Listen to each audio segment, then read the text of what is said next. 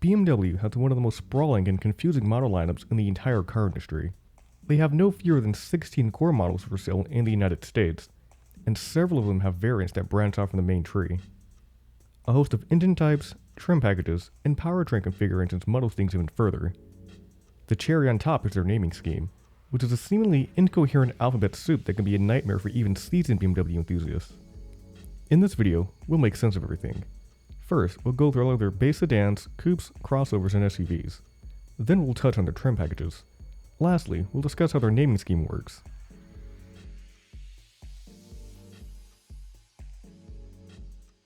The 1 Series is a subcompact city car that isn't sold in the United States. At a starting price of £25,000, or just over $30,000 USD, the 1 Series competes with cars like the hatchback version of the Audi A3 and Mercedes-Benz A-Class, as well as the Volkswagen Golf. The 2 Series is a rear-wheel drive sports coupe priced at $35,300 that is also available as a convertible. It will likely be cross-shopped with performance coupes like the Ford Mustang, Chevrolet Camaro, Lexus RC, and Infiniti Q60. The 2 Series has a 4-door version as well, but they aren't as similar as you may think. The 2 Series coupe is rear-wheel drive, while the Grand Coupe makes use of a front-wheel drive-based all-wheel drive system.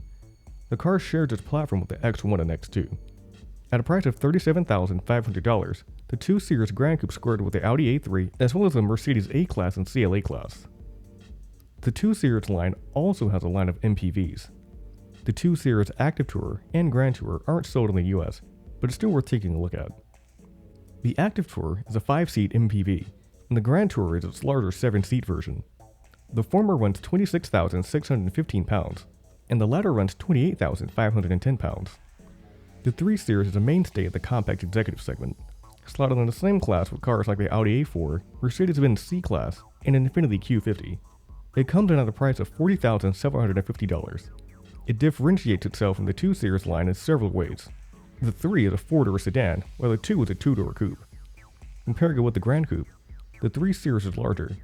It also has a king of the headlight, a thicker C-pillar, and headlights with a clear portion. You can think of the 4 Series as the 2-door version of the 3 Series. It's due for replacement for the 2021 model year, but for now let's focus on the outgoing version. The design actually borrows heavily from the previous 3 Series. It competes with the Audi A5 and C-Class coupe. The 4 Series also has a convertible and 4-door Grand Coupe. While we're on this topic, I want to touch on something that has befuddled people since its introduction in 2013. You'll recall that I said the 4 Series was a 2-door version of the 3 Series. The 4 Series Grand Coupe is different from the 3 Series, but it isn't fair to tell them apart at a glance. Both cars look indistinguishable from the front. Our observations will be focused on the profile view. The 4 Series has a more heavily raked windshield and a roofline that sweeps back onto the rear deck further.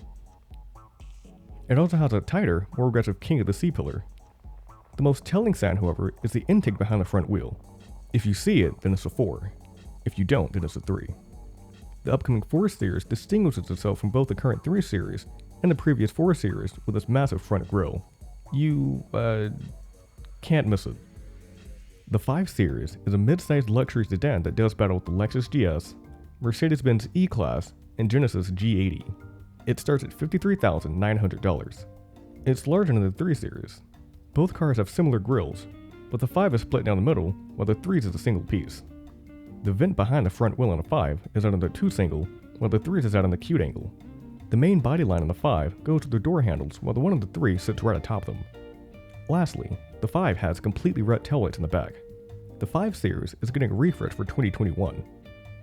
You can tell this one apart from the prior generation by the geometric DRL motif and new lower front clip designs.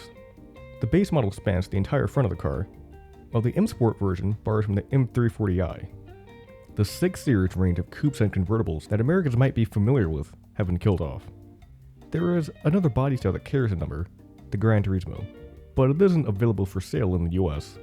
It carries a price of £44,570, or just under $55,000 USD. It sets itself apart from the other cars in the range by the way the roofline stretches back onto the raised deck lid. The 7 Series is the largest sedan in BMW's range. It competes with the Mercedes-Benz S-Class, Audi A8, Lexus LS, and other full-size luxury saloons. It comes in at a starting price of $86,800. You can tell this one apart from the smaller 5 Series in several ways. Up front, the large kidney grille extends well past the headlights. On the side, there's a chrome-lined intake that wraps around the rear of the car. Lastly, the car has a thin light bar that links the units back there. The 8 Series has made a return to their lineup as the brand's halo car. It's available as a coupe, convertible, and grand coupe. Similar cars include the Mercedes-AMG GT, Lexus LC500, and Porsche 911. The 8 Series Grand Coupe is their entrant into the premium four-door coupe segment, which also includes a Mercedes-Benz CLS and Audi A7. The Grand Coupe costs $84,900, the two-door costs $87,900, and the convertible runs $97,400. That's all of their sedans and coupes out of the way. At a price of $35,200, the X1 crossover is the cheapest way into a BMW. It competes with cars like the Audi A3 and Volvo XC40. The X2 is a sportier, less practical version, fighting in the same space as the X1. It's only slightly more expensive, coming in at $36,400. The X2 separates itself from the X1 with a stark and two-piece grille, unique taillight motif, and slightly stepped roofline. The X3 is a compact luxury SUV that competes with the Mercedes-Benz GLC and Audi Q5. It's priced at $41,950. It's complemented by the X4, which competes with the aforementioned cars as well as the Mercedes GLC Coupe and the upcoming Audi Q5 Sportback. The car comes at a serious premium to the X3, at a price of $51,100. By far the biggest differentiator lies around back. The roof aggressively slopes down at the rear, much more than the X2. The X5 is a mid-sized luxury SUV that competes with the Mercedes-Benz GLE and Cadillac XT6. It has a starting price of $58,900. The infamous BMW X6 is credited or blamed for founding the widely lamented and wildly popular coupe SUV segment. It competes directly with the Mercedes-Benz GLE Coupe and Audi Q8 and indirectly with the X5's challengers. Like the X3 and X4, the X6 commands a premium over the X5, coming in at $64,300. Let's start with how the X5 differs stylistically from the X3. The X5's grille is joined together by a chrome piece while the X3's kidneys are separated. The X5's window kinks forward on the way down. The lights in the X5 are influenced by the ones in the 3 Series. They're more rectangular and have a clear bit through the middle. Moving on to the X4 and X6, the former has an oblong two-piece grille while the latter is a bit more angular and connected by a metal bit. The X6 also has an intake that almost cuts into the front wheel well. At the rear, we can see that the X4 borrows the style from the 3 Series, while the 6 has its own set of long, thin units. The X7 is like the 7 Series of their SUVs. It's the largest, most luxurious one they produce. It competes with the Mercedes GLS, Cadillac Escalade, and Lincoln Navigator.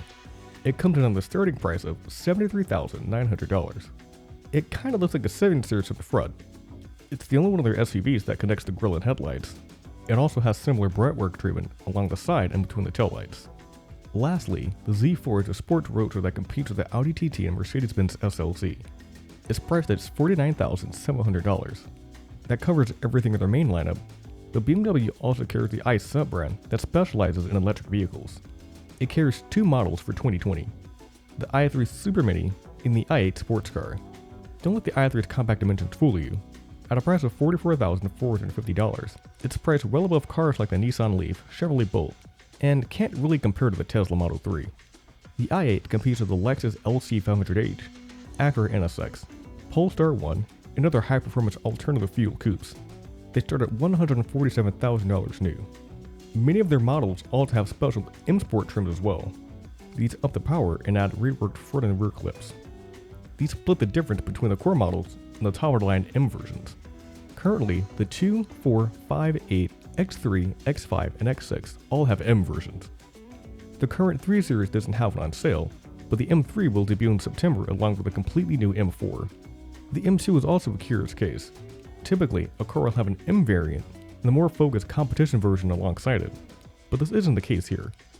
The M2 competition outright replaced the M2, so if you want a new one from the dealership, then it has to be a competition. M models emphasize their sporting character with aggressive body kits, and the competition line darkens the brightwork in every model.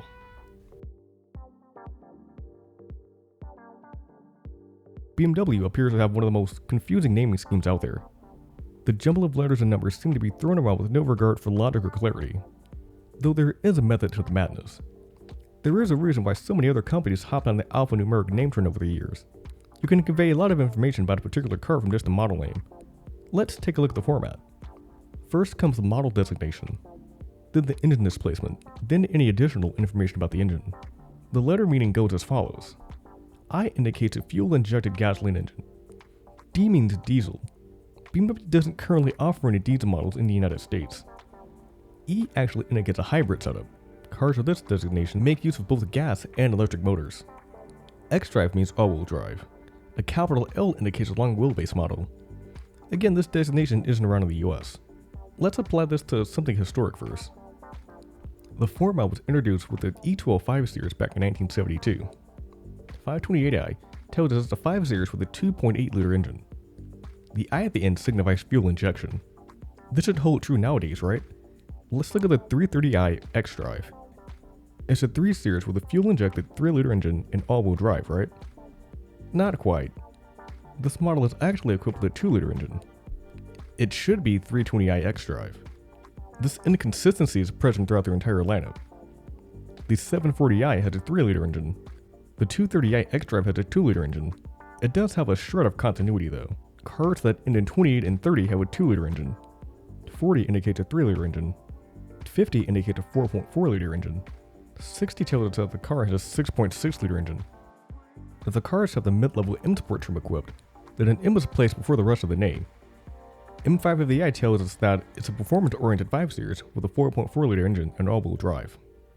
True M cars will never have any kind of designation after the first part. It will be M4, M5, M8, and so on. The SUVs will put the model designation before the M, but again nothing else follows. The standard convention for their SUVs throws us a curveball.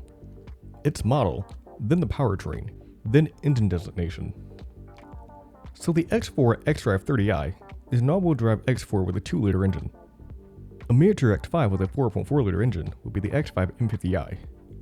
A few models, such as the 8 Series and X5, can carry the S-Drive designation as well. Don't fret too much about this. It simply means that the car is powered by 2 wheels instead of 4. BMW has a ton of models in their range, and a dense yet somewhat coherent naming scheme. Hopefully, this guide has made navigating their lineup that much easier. If this video was helpful at all, then consider liking the video and subscribing. If you have any other companies that you want me to talk about, then please let me know in the comments down below. Thanks for watching.